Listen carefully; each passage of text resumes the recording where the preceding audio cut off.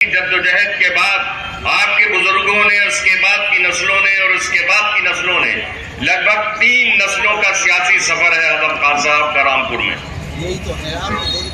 یہ آواز اتنی مضبوط کی اور اس کو اتنی طاقت دی، اور اللہ نے ایسا کرم کیا کہ یہ آواز صرف رامپور کے عوام کی آواز نہیں رہی، بلکہ یہ آواز اتر پردیش کے کمزور اور مظلوم لوگوں کی آواز بن گئی۔ یہ آواز ہندوستان کے کمزور اور مظلوم لوگوں کی آواز بن گئی۔ اس آواز کو کمزور کرنے کی ایک سازش ہے۔ 4 سال سے ایک فرضی مقدموں کا سلسلہ ہے، ایک بہت معمولی مقدمے میں یہ سزا، اور اس کے بعد اسمبلی کی رکنیت ختم، اور اس کے بعد ووٹ کا حق بھی ختم۔ ان حالات میں یہ آج الیکشن ہو رہا ہے جہاں ہم اور آپ سب کھڑے ہوئے ہیں۔ ایک بہت معمولی سا خدمتگار اعظم خان صاحب کا رہا ہوں۔ 40 سال کی سیاسی رفاقت ہے، آپ کی سرپرستی میں قدم سے قدم ملا کر کام کیا ہے۔ یہ آپ کا بھروسہ ہے جو میرے اوپر جتایا ہے۔ میں ایک چہرہ ہو سکتا ہوں، عاصم راجہ ایک نام ہو سکتا ہے، ایک چہرہ ہو سکتا ہے کچھ قانونی مجبوریوں اور ضرورتوں کی وجہ سے، لیکن میں نے ہر موقع پر یہی کہا ہے کہ اعظم خان صاحب کو رامپور کے عوام نے اپنی محبت کے رشتے کی بنا پر اور ان کی خدمات کی بنا پر 10 بار اس شہر سے ودھایک چنا ہوا ہے۔ 11ویں بار بھی ودھایک عاصم راجہ نہیں ہوگا، اعظم خان صاحب ہی ہوں گے اور ہمیشہ اعظم خان صاحب رہیں گے۔ بہت اہم فیصلہ لینا ہے رامپور کے لوگوں کو۔ ایک دوراہے پر کھڑے ہوئے ہیں ہم لوگ، پورا شہر ایک دوراہے پر کھڑا ہوا ہے۔ ایک راستہ آپ کے اس روشن مستقبل کی طرف ہے کہ جس راستے کی طرف ہماری رہنمائی آدھی صدی سے یہ عظیم قیادت کر رہی ہے، اور ایک راستہ اس اندھیرے کی طرف ہے جو اس قیادت کو کمزور کرنے والے اور آپ کے مستقبل سے کھلواڑ کرنے والے آپ کو لے جانا چاہتے ہیں۔ بہت اہم فیصلہ ہے، آپ کو ان 2 راستوں میں سے ایک راستے کا انتخاب کرنا ہے۔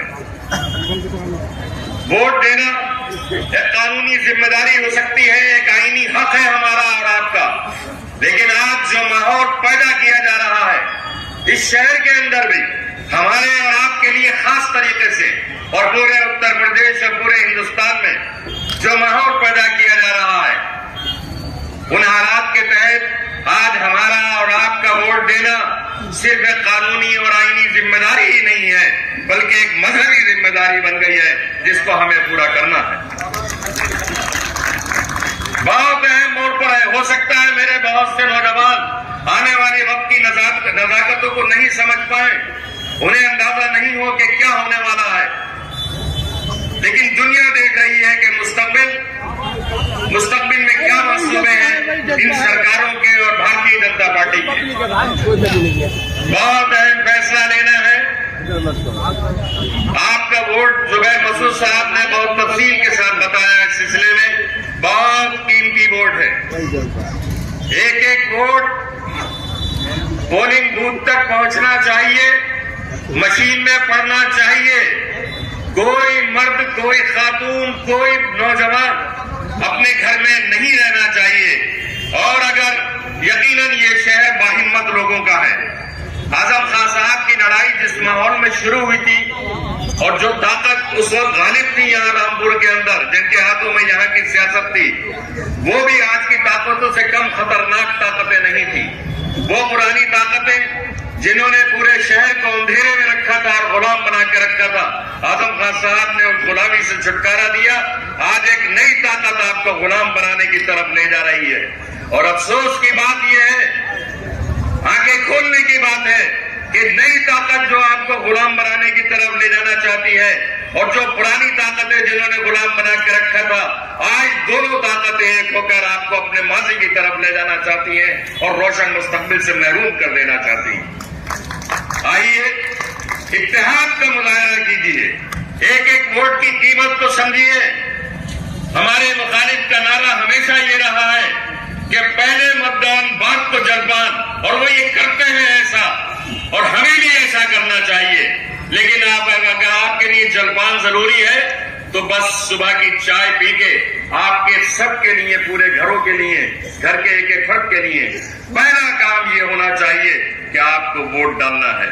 آپ کے ووٹ کی طاقت اس قیادت کو مضبوط کرے گی اور جو نقصان اب تک پہنچایا گیا ہے اس کا بدلہ بھی لے گی اور آئندہ کے لیے حفاظت کا ایک مضبوط پیغام بھی ہوگی اور اس شہر کی اس قوم کی حفاظت کا ایک مضبوط پیغام ہوگی.